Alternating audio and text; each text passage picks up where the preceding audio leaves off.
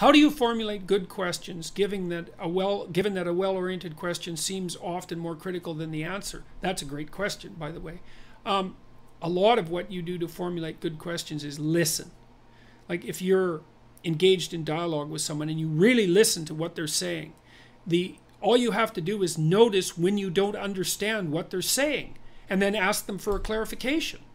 And that's the case when you're dealing with the factual world as well. You know, what you do to formulate good questions is admit your own ignorance to yourself, and then try to articulate that ignorance as clearly and simply as you possibly can. And so I do that all the time when I'm in my clinical sessions with people, because they'll be telling me the story of their life years ago perhaps, or maybe events over the last few weeks or whatever, and they'll tell me the story, and I'll detect elements of it that I don't understand, or that are unclear, or that seem self-contradictory.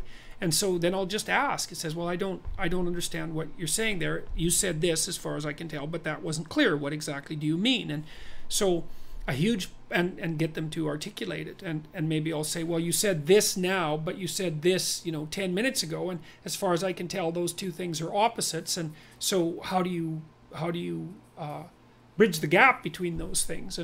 But the critical issue with regards to good questions is that you admit to yourself your own ignorance, and you're not embarrassed about it. Like, there's nothing wrong with being ignorant.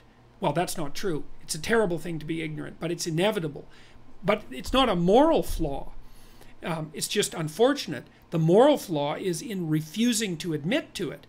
And so, the students who do really well in classes are the ones who ask basic questions. They put up their hand and say, look, everyone else here seems to understand this, but this is a point that I really don't get. And, rarely a person asks a question like that and they haven't been listening and they haven't been paying attention and they're just being annoying. But most of the time, people who do that have been paying attention, and they're asking a question that everyone else in the room would also like to ask but is embarrassed to do so. So